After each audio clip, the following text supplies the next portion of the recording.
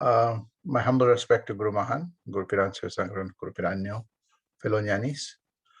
Today I'm going to continue the chapter on formless form of Swamiji. The last time I covered what is form, what is formless, form, and what is formless, and how it all exists within all of us. And I want to continue just to revise what we did the last time. So all of us have form. So our body, our brain, everything has form. And this form enables us, we have senses. We are able to see form, we're able to touch form, we're able to cognize form. But the experience of it, whether something we touch hot or cold, or the feeling that we get, all that are experiences that the senses cannot touch, right? So this is what Swamiji calls formless form. And then there's also this, things which is thoughts, ideas, conceptions, and these two cannot be touched by the senses or the body. And sometimes the ideas and conceptions and thoughts, has nothing to do with our experiences. A lot of it has got experiences. We have our thoughts, but there is also instances where we get suddenly a creative idea or conception or thought, which just emerges. And this is what, Swamiji calls formless. And I spoke about where does all this come from? It comes from the seer. The seer is nothing but the subject, or what Swamiji calls consciousness or big I. So this seer is greater than the seen, because without the seer, the eyes could be open, you would not see it. Without the, seer, music could be playing and the ears is still drumming, but if the seer is not present, you would not hear. So he says that the seer is greater than the seen. And that's what gives us consciousness. That's what gives us experiences. And that's what gives us, the whole entire unraveling of life itself comes from that seer itself. And all of us have that seer. The seer is called in many, many names. The seer is, sometimes referred to as consciousness or Atma or soul, or, this, body, which is the spiritual body that gives us cognition and realization of everything. So, and we see that even when the senses are all sleeping, when the mind is sleeping, when the intellect is sleeping, and everything is absolutely silent in our deep sleep, the seer is still present. The seer is aware that everything is quiet, and that is why the entire material world does not exist. The seer is there when the material world exists, and the seer is there when the material world does not exist. In both, the only thing that is present is that seer, which is the I that Swamiji speaks about. So again, we see that, the seer is what Swamiji and all scriptures speak about, Chaitanyam, consciousness, soul, sometimes we give name to it, and this is why in Tamil we say Kadavul. Kadavul is not the external, but something within all of us. So, so again, Swamiji gives this illustration. This seer is, to qualify this statement, the seer is greater than the seen. Swamiji goes on to, explain that, though the material things could be bigger than us in size or force, the mountains, the seas, the oceans, the planet, the galaxies, the entire universe, though it is bigger in size or force, Swamiji says man is superior to all of them, because man here, he also refers to women because it's mankind, and he says why they're superior is because, they alone have that intellectual capacity to see and decide, you see. And I want to tell you an example of, in 1980, I remember Swamiji doing this thought experiment one evening. where, where he was staying in our home, we used to have a big field. And I remember in the evening, and it's on the mountain and on a hill. And I remember we were playing games, and a few people came to see him, and he asked all of them to come. Some of them are committee members. He asked them to come and stand where the fence was, and right near the hill where it goes down all the way. And he asked all of them to see the sky, and the sky was a beautiful blue sky, and huge. And he was showing the sky, and everybody was looking at the sky. And Swamiji asked, "What do you see?" Everybody said, "We see the sky, and it's beautiful. It's blue color, beautiful, very nice." And Swamiji says, "Okay, so what do you see? Do you see, explain to me?" He said, we see, the sky. What else?" And I remember we were very curious because we were playing games, and we were very curious what he was showing. We thought he was showing, a bird or aeroplane or something, but actually he was showing the sky. And he asked the disciples, "What is it that you see?" They say, "We see sky." I say, "What else?" He said, "It's an expansive sky." So he asked, "How much can you see?" They said, "Infinite." In Tamil they said, it's this infinite, expansive sky that we are seeing. And Swamiji say, "Okay, where is the seeing?" They say, everybody say, "We're seeing outside here." You're asking us, we're seeing outside. He said, "Really? Is the seeing taking place outside you or inside you?" And everybody stopped for a while. "Of course, we're seeing everything outside us." He says, "No, think about it very carefully. Where is the seeing taking place?" And this is my first lesson of, from Swamiji, a very scientific approach. He says, yes, the light is coming, hitting our eyes and retina, and the spectrum is coming, but the seeing of it is taking, the entire scenery is created in us. The spectrum is hitting the retina, electrical pulse is channeled, and something happens in our brain, and suddenly we are seeing an image, right? So he asked again. So he explained this, and he asked again, "What did you see?" He said, "Okay, we see a sky inside us." So where inside us? He asked. He says, "This is what," he says, everybody said, Chaitanyam la, this. He says, "Yes, this is the big I. This is the consciousness that I'm talking about."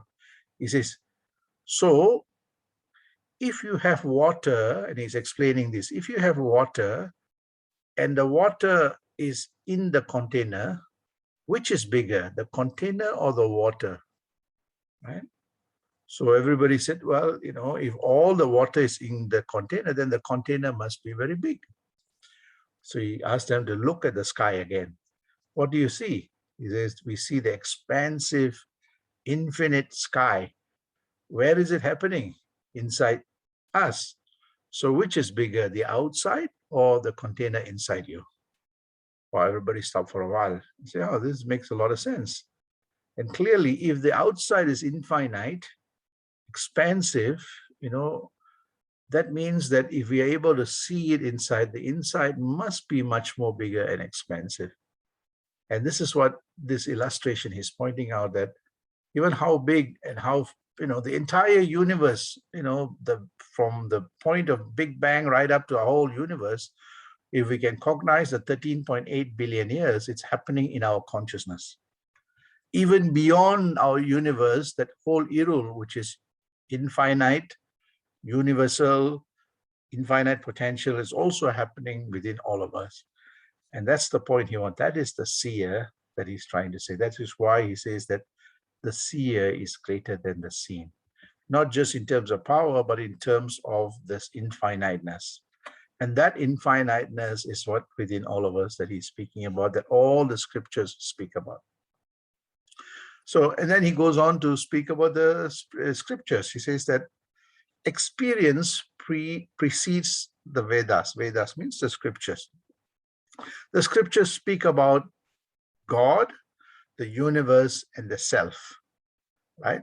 And here he says that the Vedas speak about, gives a characteristics of this universal, expansive God. From there, emerges our universe. Our universe is one of the many, many universes, right? And the self. And the interesting thing he says that who wrote the Vedas that describes all this God in its fullest form and the universe? It is the human mind.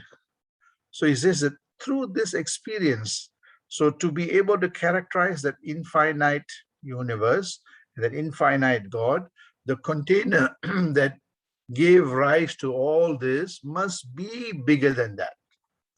So that is what he's saying here, that the experience precedes everything that is described in the Vedas, because everything from the Vedas are from the experiences of these great saints and sages that were able to realize this and write this documentation to say, this is God in its fullest form, in its universal form.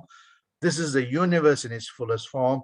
And this is the self, which encompasses both God in its universal form and the universe in its universal form. Hence, the self, it starts with the self that gives the experience. And this is what the whole process of self-realization is equivalent to God realization or this universal realization. And this is what Swamiji's. So the whole idea of Vedas, Veda comes from the root word vidir. Vidir means to know, right? So who is the to know? One needs to know the knower. And who is the knower? The knower is none other than that self itself, that consciousness itself. So he says, through this experience, this knowing process and the known becomes known because of the knower. So here, Swamiji says that the Vedas declare only such experiences with many, many illustrations. So he talks about, God in its universal, multi-dimensional, multifaceted. God is in its formless, in its formless form, and its form. And this is where, Vedas cover, if you see all the Vedas, the scriptures, they talk about rituals, form God, formless God, the experience, and finally is the formless form, and finally the formless. So we see there's an evolution that one starts with form, and then one gets that formless form, that experience, that grace of God, and ultimately one converges to that formless state, the universal, dimensionless, one God. So again, this evolution takes place, but all starts from there. So this is what Swamiji says. Many, many illustrations are given through this various evolution. So this part is really important in the Veda, that there is two parts to the scriptures. One is the ritualistic part to instill discipline, and then the other part, which is the acharas, and the second one is vichara part. So the vichara part is what gives you much more deeper understanding of one's experience, and ultimately leads you back to the experiencer, the knowing process, the known, and ultimately the knower. So this is what the Vedas scriptures teaches. And Swamiji says that, the experience precedes this. That means without this experience, this would not be have written in the way it is put out. So, and Swamiji goes on to say, Vedas are superior till the truths become your experience. So when we are in that ignorant state, Vedas gives us this, roadmap, gives us this map to say, okay, this is how we move from that form God to that formless form God to get that experience. And then from that experience, that reverberation, we become formless. So he says that as long as we are in that ignorant state, Vedas are like the guide that gives us. But once we become illumined, we see that, the Vedas are not that important anymore, because you become that Vedir, that Veda. So you start with it, you ultimately become that. So this is why in some, scriptures, it says that by the grace of God, we know God. By the grace of God, we experience God. By the grace of God, we speak about God. By the grace of God, we continuously think and carry out all our actions, we as guided by the grace, and ultimately we become the grace. So this part, the evolution, is crucial, and this requires intensive introspection, contemplation, reflection, and meditation, and deep tapas. So as I want to give you this simple illustration, whenever we don't know where we are going, or we don't know a particular destination, we take a map, right? And we look at the map, and those days we used to have a physical map that we used to, we'll say, okay, from here we want to go to Bukit Bintang. We don't know how to go to Bukit Bintang, so we say, okay, we have to take this route, that route. Finally, or we get there. Sometimes we get lost. Today we have GPS, right? GPS, we just click on the GPS. The GPS say, okay, take this road, turn left, go here, So we have GPS that guides us. But the maps are irrelevant, if we are not sure how to get to the destination. But once you practice, so you know how to get to Bukit Bintang through the map, you got the map, and maybe the second time you use the map again, or maybe the third time you use the map again, you got a better understanding.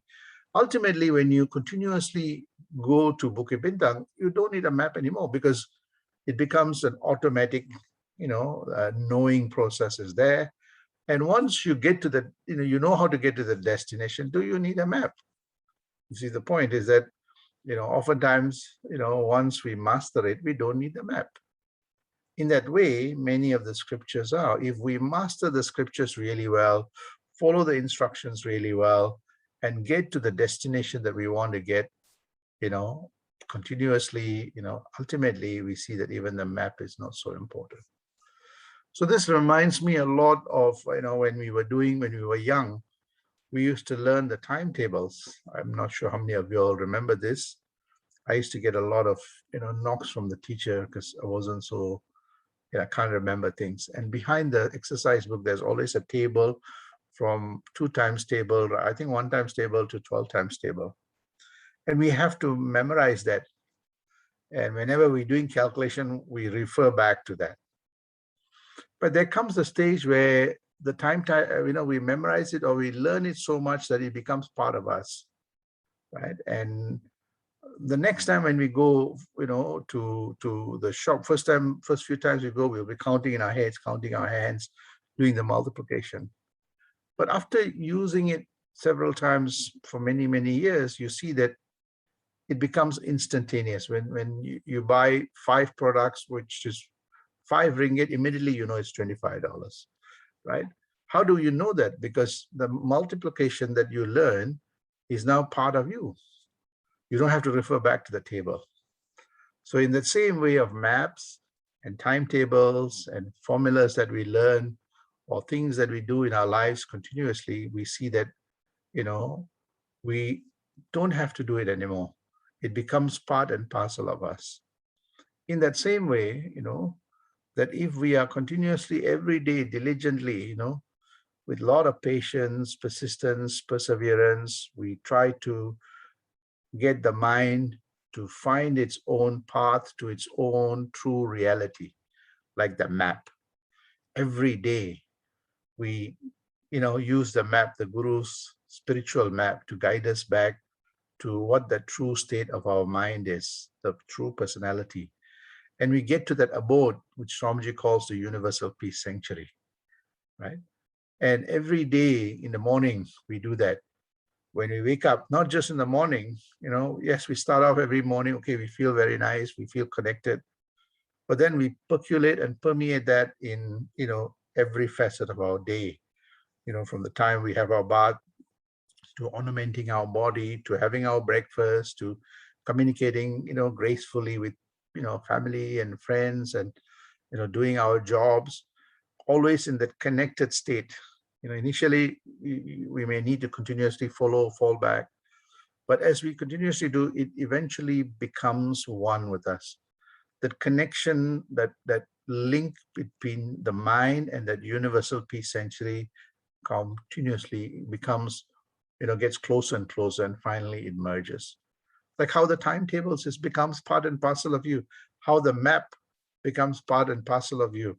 In that same way, this mind becomes one with this universal identity. It realized that it itself is the real, the universal identity.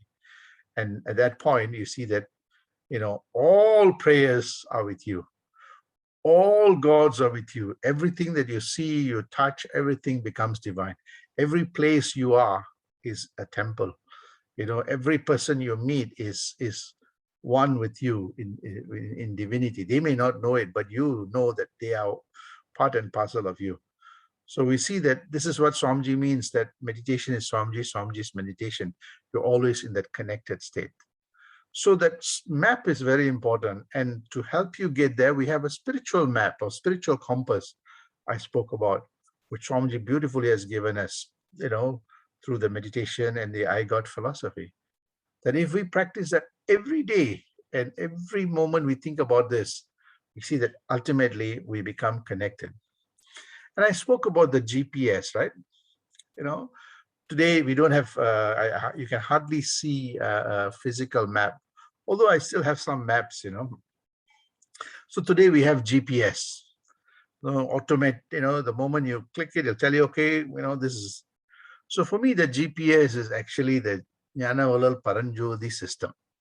GPS is that Jnana Vallal means actually the wisdom illuminator system that is embedded in all of us, the GPS in all of us. As how we have it on our mobile phone or in our car. Nature has given us a GPS. Because of the GPS only, we know that we had to fertilize the egg to give origin to this body. We know because of the GPS is why we, after 10 months, have to exit our mother's womb. Because of the GPS is why after 2-3 months, we as a child flip. That GPS is the guider. Because of the GPS is how we stand up. Because of the GPS is how we actually acquire that information and knowledge and slowly nurture our brains to, be able to bring all that information, our mind to get that from the form to the formless, the experiences, build the intellect, the thoughts, the personality, and finally who we are. And that GPS is embedded in our DNA. The GPS, the Jnana Vallal Paranjodi system, is none other than the cosmic intelligence that I'm talking about, that big I that I'm talking about. So we see that the thing is that we have forgotten how to use the GPS. In that whole process of the material, search for material experiences, we have lost how to use the GPS. So this Jnana Vallal Paranjodi system that Swamiji, through this I God and meditation, teaches us how to use that. And that is what I call the spiritual compass. The moment we do that, automatically, like how any of our digital device, the moment the password you put in once and you leave the place and you come back, it knows how to auto log. In that same way, when we learn to cultivate this, when we nurture it, we, with patience, persistence, perseverance, we become auto-connected. And that is why sometimes whenever we, in our mind, our intellect knows how to sort that information like a well-resourced library, that whenever we need that information, it instantaneously comes. Even before anything happens, you know something is going to happen, you got to start preparing for this. So this is what Swamiji is talking about, that from that form to the formless form to the formless. That formless is none other than what Swamiji calls the cosmic intelligence or big I. Or I say that because of that, we have this GPS system built in us. So this is what Swamiji says, that, it is all written in many, many flowery languages in most books and many places. But he says, you want to know, you want to get a proper and straightforward path of wisdom without any biasness, without any all this complexity, and for the ecstasy of self-realization, to know that self, he says, come to me. Who is this me he's talking about? He's not talking about his physical person. He's talking about the knowledge that he's discovered. He says that learning that Kundalini meditation, that GPS, learning to, refine your GPS system. That means your mind. Your mind is the greatest GPS system. For those who are not, practicing meditation, the mind is all over.